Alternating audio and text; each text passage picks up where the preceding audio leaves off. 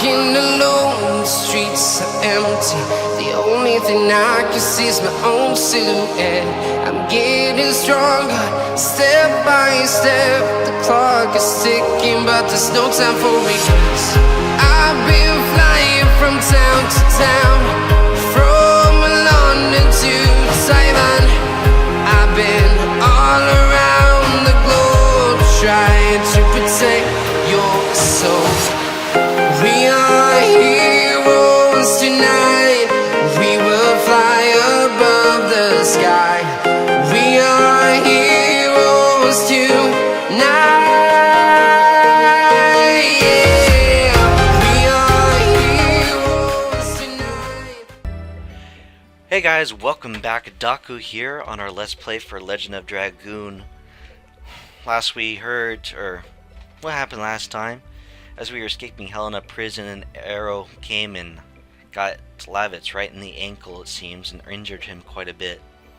So we took refuge here in this shack that we found, and as Lavitz was resting, Dart flashed back, or he explained as to why his journey. Man, my English is terrible. What he did on his journey. Now this journey was about 5 years, and he was hunting down a monster known as the Black Monster. And so that's why he was gone for such a long time, and where he came back from when we first met our hero. And so now we just fully rested up. Everybody's full on health. Looks like very well. I can't pick it up yet, huh? I swear there's got to be a Stardust in here. It's empty.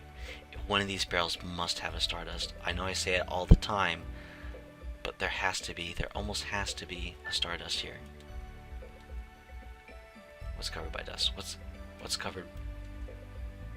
Come on, punk.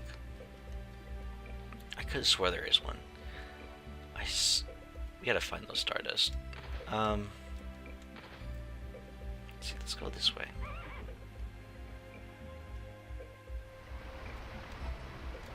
Huh. Almost falling. Let's try to go get that axe. Looks like we can cut that down, which might be useful for something. Something that I know about that you guys don't. Let's see, what was I talking about in the last episode? Before I got so really interrupted by the game. Let's see. Oh yeah, collabs. Been doing a lot of collabs. I've also got plans with a couple other guys as well. Not really plans per se, but we've been sending messages back and forth talking about when's a good time to collab together. But yeah, that's pretty much what's been going on so far for YouTube. As for my personal life, I pretty much just work. That's all I do. Like I said in the last episode, I am a tour guide. But I'm not just any tour guide, I am a canoe tour guide.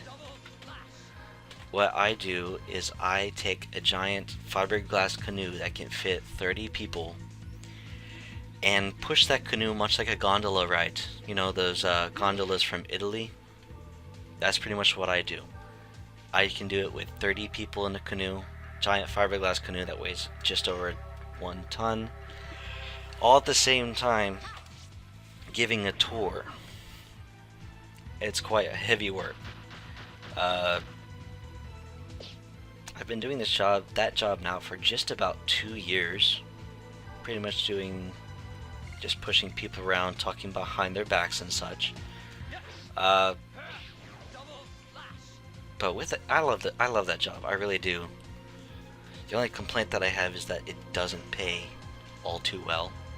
Just enough for the rent, bills, grown-up stuff, basically. You don't want to grow up, kids. Trust me, you don't want to grow up. It sucks. It really sucks. Nobody's prepared you for this, trust me. I think the only reason as to why I haven't moved back in with my parents is that pride. Me and my dad are pretty much the same. We're both very proud people. We don't like accepting help. especially when we know that we can do it on our own. And so, for me, I know I can live off on my own just fine. It's just, I hate it. Nice, good job, Lavitz. Spinning cane. But yeah, that job, I get to do it all day, every day. I love this job. I wouldn't trade it for... Let's go pick up that axe. I wouldn't trade it for anything. Except maybe YouTube. If YouTube picks up to be a better job, that'd be nice. Really? I think this has changed a bit. I guess I have to see the river first. That's new. It used to be, back when I first played the game, that you didn't have to come up here, which was odd. You have to come up a hill to see the bottom of the river that you just saw. It used to be that you can just simply grab the axe, go cut the tree, it'll float down the river. Spoilers. Oh no, he spoiled about how they crossed the river. Anyways. Yeah, it used to be where I could just cut it down, just pick up the axe, go cut the tree. Didn't have to come to this part and explain everything. But yeah, back to my job. So I've been doing it for just about 2 years, and it's kind of like riding a bike. You know, when you first start out, it's a bit shaky.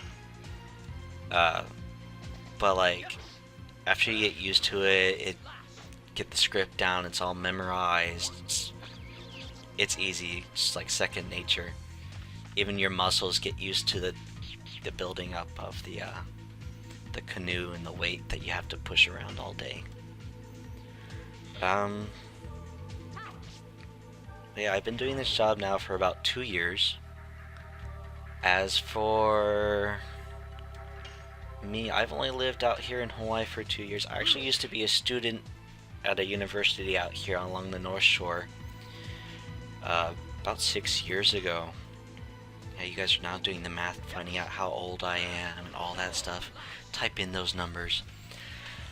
I was a student here about 6 years ago. Did a couple semesters up here. And so for the last 2 years, I've been just trying to save up money to go back and finish school. And what I hope to do... It seems too far to jump over. Thank you, Captain Obvious. Now we go get the stupid axe. Anyways, what I hope to do is actually go back into school and get a degree in cultural anthropology, basically for Polynesian cultures. Now what you guys don't know about me is that even though I live in Hawaii right now, I actually used to live in the country called Fiji. It's located pretty close to Australia, New Zealand, probably best known here in the United States for Fiji water, the very expensive bottled water. Yes, it does come from Fiji. I've been to the plant. No, it's not from the tap, it's straight from the mountain. They actually build the plant right around the source. And so the fresh water that comes in is never touched by human hands. It touches the machinery and it goes straight into the bottle. That's it. But yeah, I used to live back in Fiji. That's actually how I got my username Daku. It's actually short for Daku Wanga, who is a Fijian god who actually showed the people to Fiji back before they arrived there. They're out in the middle of the ocean, just sailing around, and all of a sudden this giant shark showed up and led the people to the island of Fiji, and that's how they arrived there. And so that's how I got my character. I just fell in love with the mythology of Fiji, the legends. A lot of those traditional beliefs are still held today up in the mountains of Fiji. I haven't met any of those legends yet,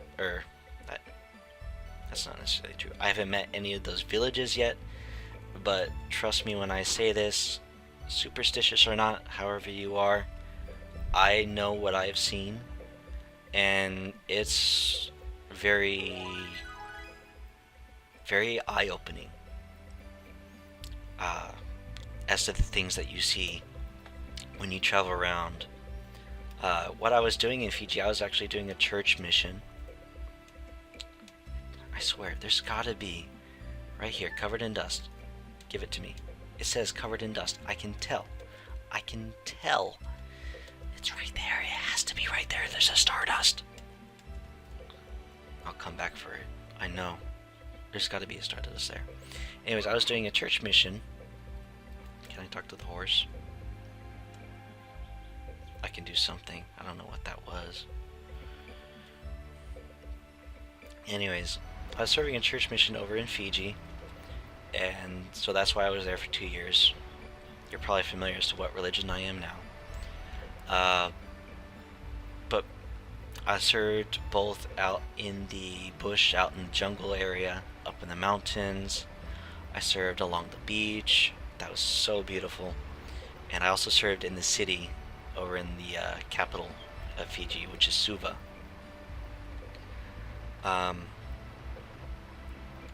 And so we'll get through this dialogue and I'll pick up from Fiji.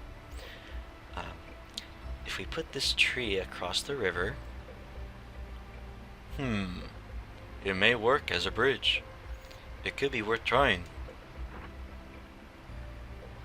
Yeah, show off those muscles. Damn.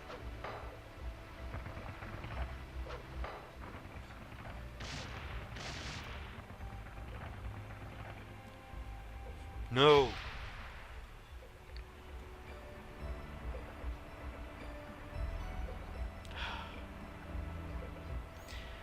Have to think about another way. Actually, I wonder if there is another way around. I never bothered to try. There might be another way. No. The only other way around would be to shortcut through Celeste, our hometown. No, you have to go this way. Because you can't climb up that mountain that you slide down.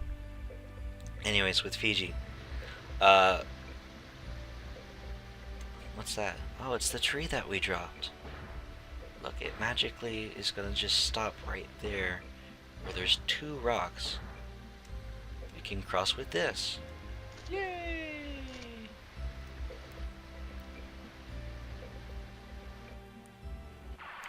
Dang it, there's a box. Oh, that reminds me, I need to upgrade their armor and stuff. Anyways, with Fiji, it was an experience I couldn't trade up.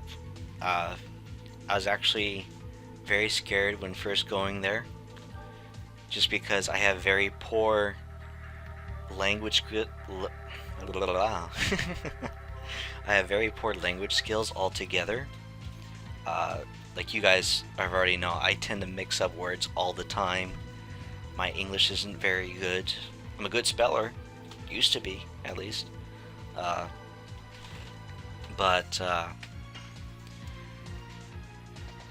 mean, I took 3 years of French in high school, and the only thing that I can remember is that my name and that I'm 14 years old.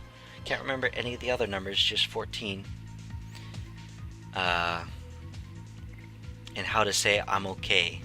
Not I'm doing great, not terrible, just I'm okay. And so I was very surprised when I got sent to Fiji, because I had to learn another language, which is Fijian. Fijian is the language of the people, the native people there. Now, it's not the only they're not the only people that live there. There's a total population of just about 1 million people. Half of that is native Fijians, islanders. The other half is pretty much mixed up, mostly of Indians from India. Not Native Americans, Indians themselves. There's also Muslims over there. A few Jewish people, I was surprised to see. But man, I missed the experience. One of my favorite things that I remember was actually going to get a haircut. Almost always when you go to get a haircut, it's either an Indian man or a Muslim man. I've never seen a Fijian cut hair. I don't know why. They just don't. I mean, there may be a few over in Fiji, maybe even watching this video somehow, I don't know, that do cut hair. I'm sorry if I never met you.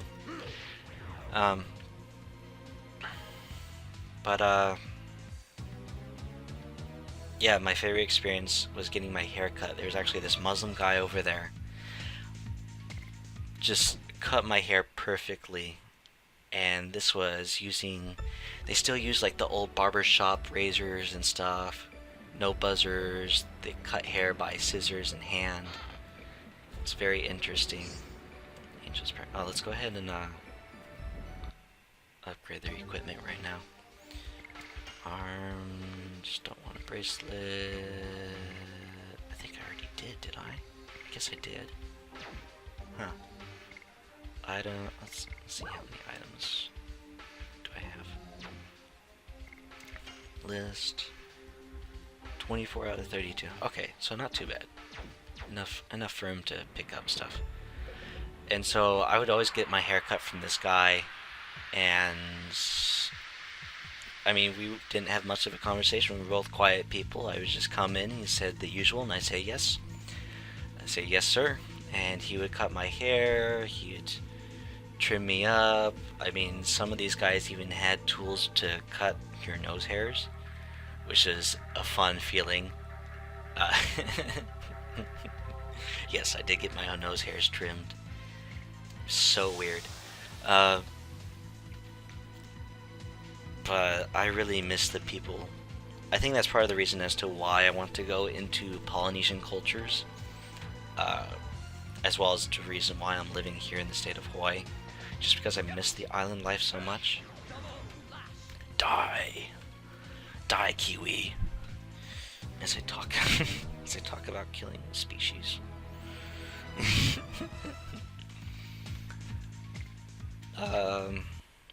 But yeah, that's been my experience with my life so far. I've been to a couple other countries as well. I used to be part of a program called People to People. Why is this here? Is there not a box here? I thought there was a box here. Is there Stardust? Why is this here? This doesn't make any sense. I think there's parts of this game that are missing. Anyways. And so, yeah, I've been to other countries. I've lived in other states as well. It's probably the reason why I don't have much of an accent. The accent that I do tend to have is what I picked up from living out here amongst the islands. Vampire. Kill the Kiwi. No, don't suck her blood. The hell, it heals you completely? That's bull. I thought it only did half. Oh, Lavitz, you're almost half on health, man. How'd you guard? How'd you get on half on health? I'm not paying attention. Anyways, and so, yeah, I've been to other countries, I've been to other states. I was talking about people. That's what I was talking about. I used to be part of a student program called People to People. And what that program did is that, based off of your grades, this program, started by Dwight D. Eisenhower, would come and invite you to take part in a cultural excursion, kind of like an exchange student kind of thing, but not really. You're more like a student ambassador. And so, based off of your good grades, you get picked for that. I didn't have good grades. My sister did, so she got picked, and then she was allowed to invite somebody to be part of the program as well. And so I got picked. Probably not her pick either, probably my dad's pick. And so I got that lucky experience. Now they took us to Australia and New Zealand for the summer. And so for like almost the whole school year, we had Saturday programs where we came and learned about how to dress, how to act our proper manners, basically. How to be representatives of our country in another country. And so we also learned about Australia, New Zealand. But yeah, it was a fun experience. I was in Australia, New Zealand for about 3 weeks, I think. 3 weeks or a month, something like that. And so, man, I am in no contact with any of those people since then. When was this? This was about, when did I do this? I did people to people my 7th grade, between 7th and 8th grade. Does that be the summer of 2004? Yeah, summer of 2004. That's when I did it. Yeah, doing the math now, you guys can probably figure out how old I am. But yeah, I went to Australia, New Zealand, been to almost all of the states, mostly just driving through them, but used to live in a few of them as well.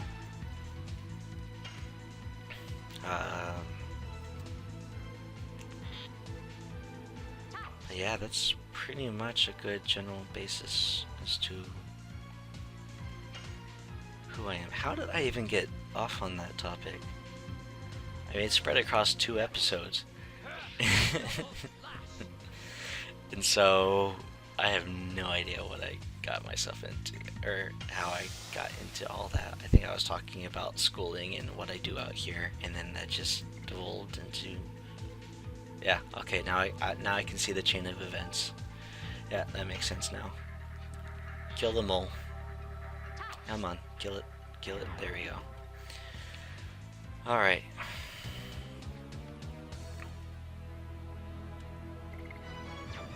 Nice. But yeah, that's just a basic as to who I am. Let's go talk to these people. I think after we talk to them, we're done. You look like a civilian. What is the matter? Oh, I have to come up with a new voice. What do you mean, what's the matter? It's your knight's fault. Hold on. I am a knight of Basil. We should be allies. I am your enemy. We escaped from Sandora. Husband. Oh, I can't do that. That's Shauna's voice. Husband, don't say that or we'll be arrested. But these knights destroyed our lives. We couldn't stand living in Kazas. I ran away from there. Please, excuse us. You don't need to excuse yourself. King Albert always lends a helping hand to sufferers, even those from an enemy country. Who's speaking this one? What? Boy, are you hungry? Yes. I am hungry. I really am hungry. I should have ate breakfast this morning. And have this. What are you doing, Lavis? That's our food. We can't share. Thank you. You?